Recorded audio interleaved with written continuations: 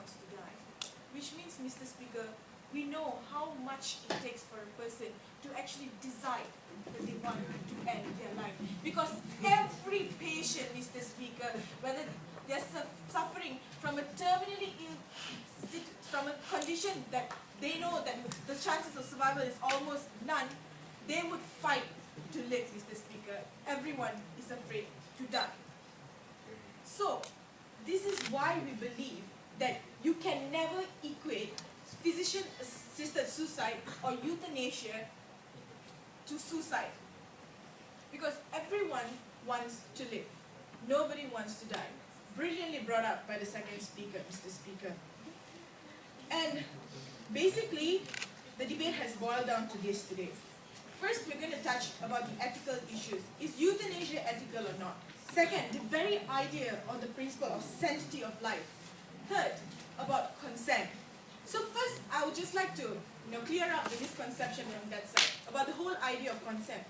Sanjiv has beautifully told us today that, you know what, we need an ethics committee there because we want to know whether these people are forced to make their decision because they cannot stand the suffering anymore or because of a financial burden. It was well established in his very first speech, and he's also told us what happens if a patient goes into coma. He says that first, of course, you discuss with the family, you discuss with the doctor, and you come up with what's best for them. That's what you do for people who are on life support mission, on the life support mission as well, Mr. Speaker. But if the person is alive, and the person is in the same condition of mind, and if the person has decided after counseling and after being told what is going to happen that they want to end their life, Mr. Speaker, especially if they are terminally ill, we strongly believe that that right should be granted to them.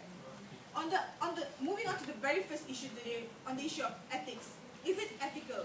We believe that yes, by legalizing euthanasia, it is an ethical move. This can be analyzed from three different points of view. First, it is ethical to the very patient itself. It's ethical to the family members, and definitely it's ethical to the doctor themselves, Mr. Speaker. So first, how is this an ethical move? Because we believe that the right, when you have the right to live, you have the right to die, Mr. Speaker. Just because you have the right to speak, it does not mean you do not have the right to remain silent. Just because you have the right to vote, it does not mean that you have the right, you do not have the right to abstain, Mr. Speaker. So we believe that when you have the right to not live, you have the right to die. Ma'am. Yes.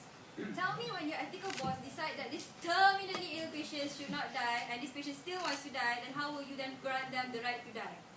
Exactly. The ethical boss says no, it's no. That is the discussion.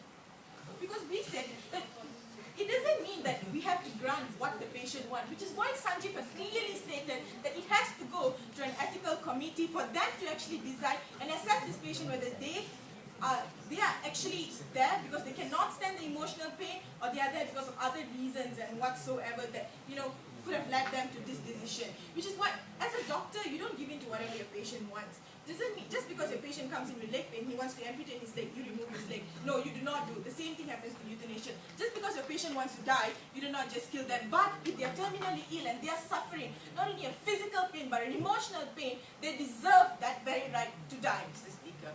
And moving on to the patient, you cannot remove the basis of right to die from the patient because you believe that that's wrong. Because as what they say, what if the doctor doesn't want to do it? Well, let's face the fact. If you have a Johar witness right here, and she refuses blood transfusion, and she has to undergo a C-section, you cannot give her blood transfusion. That is against the belief of every single doctor, because your ultimate goal is to save the patient. By denying her that blood transfusion, you kill her.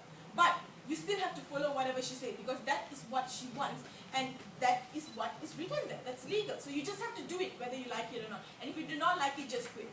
So there's no issues about, what if the doctor doesn't want to do it. If the doctor can't take the stress, well, the answer is one. Quit the job. You do not jeopardize your patients just because you think you cannot deal with the stress, Mr. Speaker. Moving on to the family. Watching your mother die of cancer, knowing that her prognosis is almost less than 5% is not something easy. It's an emotional burden that is held by these very little kids. Imagine a mother dying and she's a 5-year-old kid who watches her suffer every day, watches her lose her eyesight, watches her lose her balance, and finally watches her bleeding out of everywhere. That is not a nice sight, Mr. Speaker. It is a thing that would affect this child. So it is ethical to legalize euthanasia for the very goodwill of the family as well, not only for patients, because you grant them the right to live, you also help these family members deal with it. And if this patient cannot stand the pain and decides to suicide, the implications of the family member is way more greater than actually allowing them allowing euthanasia. Because when it's euthanasia, your family already knows that you're going to die. They're already prepared to accept that very death of you. Because at the end of the day, you're going to die. 6 months, 1 year, you are going to die, no matter what you do. As they say, palliative care, which means that there's no way, there's no medication, there's nothing. You are going to die. Why let this patient go through that emotional trauma, that physical suffering for that very 1 year when you could have ended their life earlier, Mr. Speaker? Moving on to the very second clash, which is the very idea of the sanctity of life, Mr. Speaker.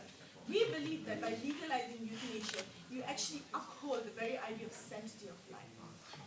Imagine lying on a bed, not able to do anything for you, and depending on another person. Some people find that embarrassing. That is not a dignified way of dying, Mr. Speaker. By actually granting them this very wish, because you know they're not going to survive, you allow them to die in a very, very dignified manner, thus upholding the very sanctity of life, allowing them to die a dignified death. Because a cancer patient, for example, does not die a very nice death. They don't die a very nice death. They suffer, they stop, they can't breathe, they're put on ventilators. It's painful. You give them morphine, they still scream in pain. That's the amount of pain that they go through physically. Despite of having the morphines, you touch them, they scream. Imagine the emotional pains that they're going through. If you think it is ethical to subject a person to that much of torture, Mr. Speaker, it is not. It is inhuman, it is barbaric, and it is definitely not ethical to subject a person with that much of pain, Mr. Speaker. So what have we proven to you from side government today? We have proven that by actually legalizing euthanasia, you do a fair deal to not only the patient, not only the family, but to the very doctor himself.